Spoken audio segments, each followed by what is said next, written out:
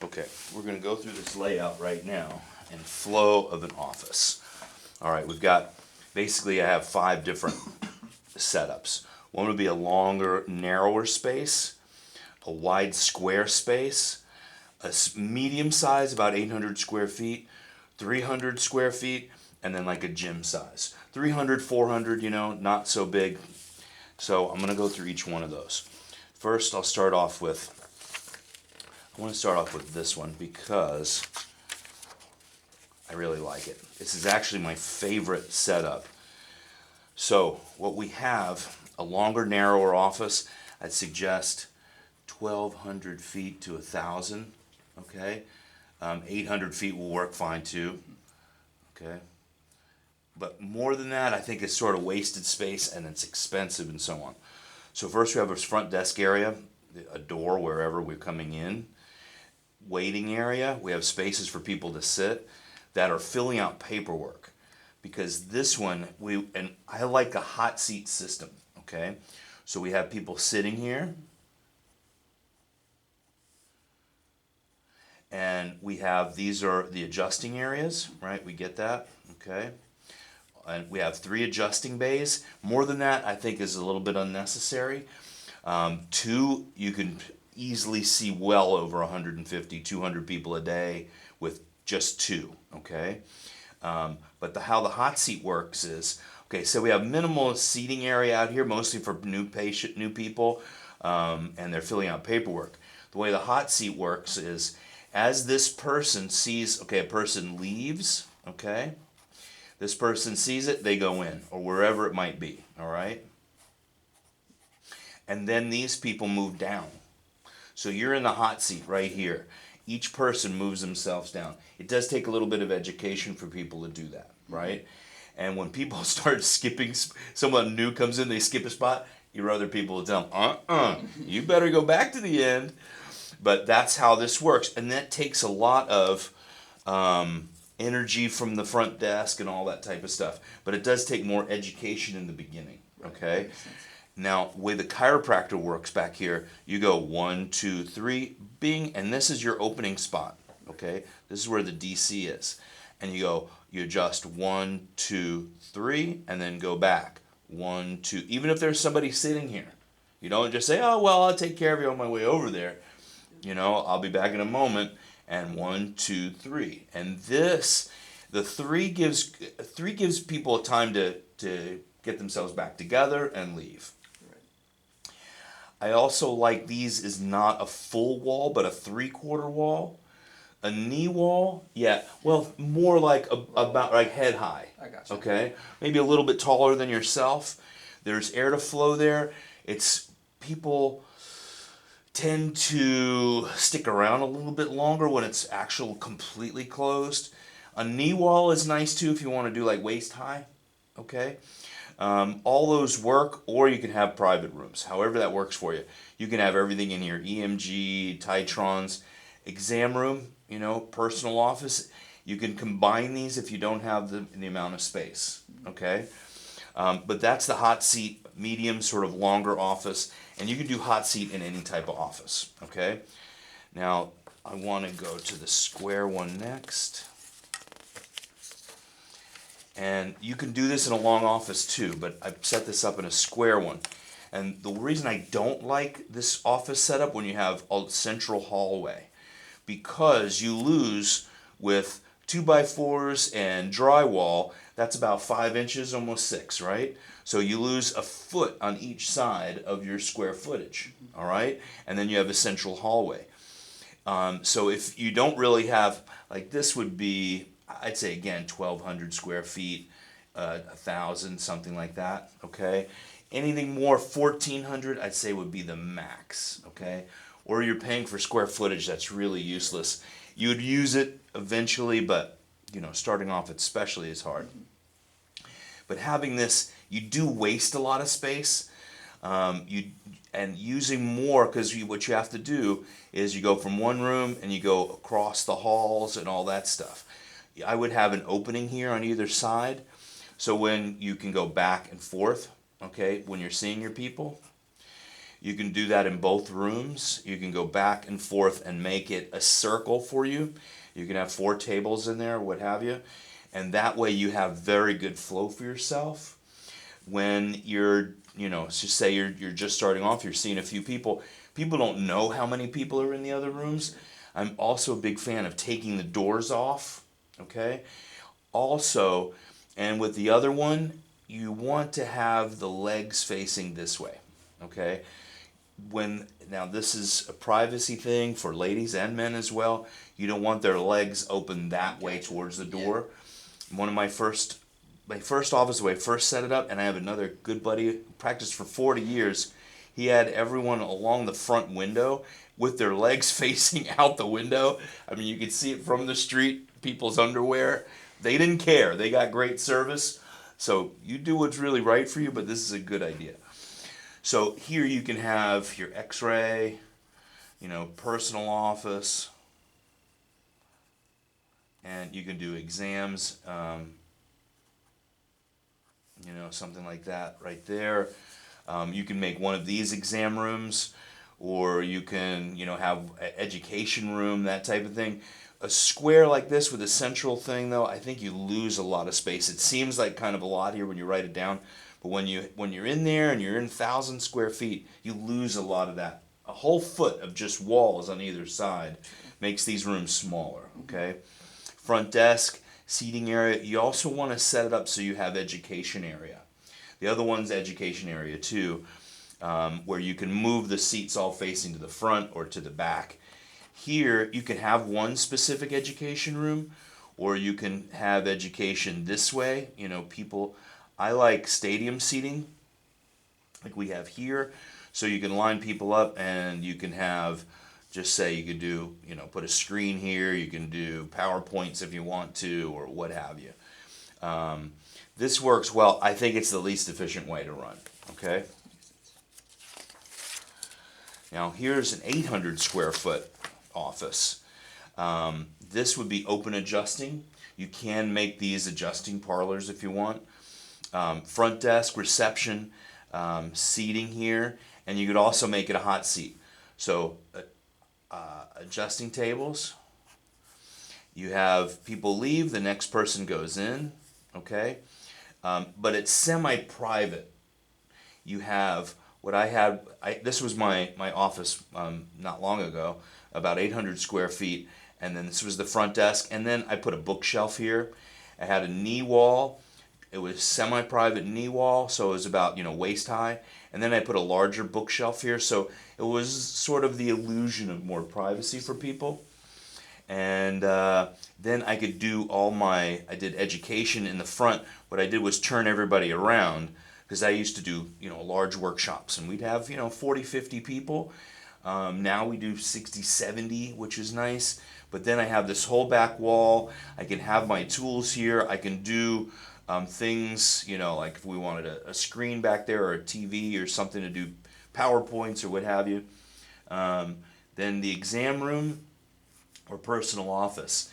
You can combine them. If you do have an open space, sometimes you'll see there'll be one here. That's what my office was, and then this was all open still. I would have built a wall and maybe built a central hallway, because we had a bathroom that we shared with another office, okay, in the back, and they came from here.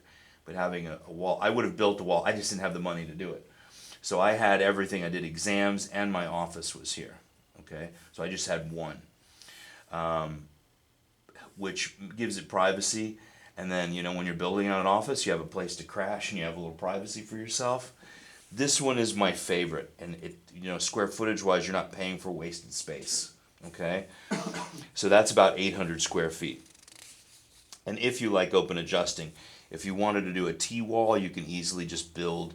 T-walls are very inexpensive to make yourself, okay? Now, this was after that office for myself. I went to I bought a building, and I had an outbuilding, 360 square feet it was. And I could only afford really to build out this space. I was a year and a half in practice. The other building was 1,500 and another space on top 1,500. So this is all I could afford to build out. And we remodeled the whole thing, re-drywalled it, everything. I even had to put a roof on it. But I had the front door here. I had 7 areas to sit, 7 chairs, and then there was a bathroom back here. Okay, bathroom. And what I had was, I kept seating area outside, and people actually sat outside. I saw 125 people a day in 360 square feet. Okay, so it doesn't matter how big your space is. You can do whatever you want. So people would come in, and they would sit, and I had the hot seat. Okay, so people would move down. I had a curtain hanging here, and then we have an adjusting table, and then I had another adjusting table here. The curtain was nice.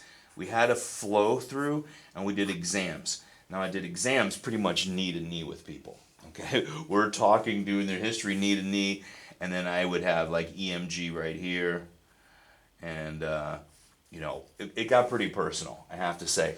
And in this experience, I had more people tell me their deepest, darkest secrets. We were in 360 square feet. Everybody could hear everything, all right?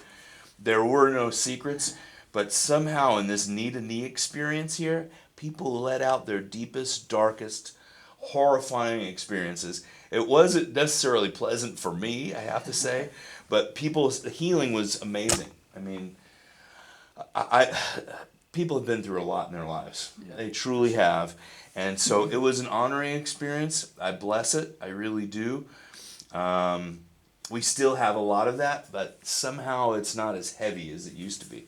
Because here, just knee to knee, people are just, they want to give it out. Right. But this was 360 square feet. Somehow, and I was there for 2 years while we were building out the bottom because we loved it so much. And people were really bummed out that we moved out of this office. They loved this little office. So it was really cool. You could do anything. This was 360 square feet is what I was in. So, you know, you can do whatever you want. All right. So that's a good office flow. And that's the hot seat system again. Okay. Now, 100 square feet. 100, 120 or something inside of a gym. And sometimes this is the toughest one. Would you say that's like this room right here with the bar table in? Yeah, okay. Exactly. About the size of that. Yeah, that's about 10 by 10 or something. Yeah, 10 by 10. So yeah, it's 100 square feet. So, and I opened up an office near my mother, so I could adjust her and all her friends. And I was it was an actual rehab center where, you know, there were brain injuries and all sorts of heavy stuff. But it was very close to my mom. I want to tell you this, opening up in some place, you want to make sure that they run efficiently. Because they would open up at 8 a.m., I would get there 7:50 waiting for them to open the door, and they would show up till 8:15. And I had 5, 6, 7 people waiting to get in with me already. Right. And that's why I just couldn't work on that. In a gym or massage place, I know people in hair salons, a whole holistic center, wherever it might be, just a room, you know, make sure that they run their business well. Okay, that's my best input for you. You don't have a front desk here.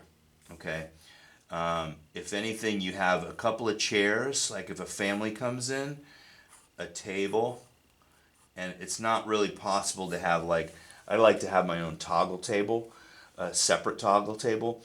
Here, I just had a flat bench, toggle headpiece. I like the Thule because they're not as loud as the Lloyd. The action on the Lloyd is amazing, and the Thule as well. All the others are just not worth buying.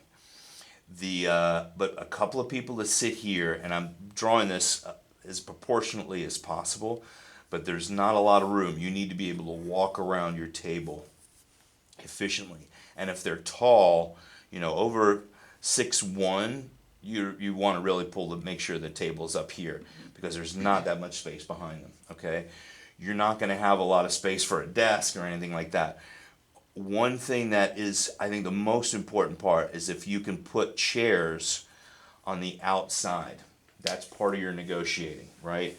And if there's a wall to be able to hang up your banner, okay?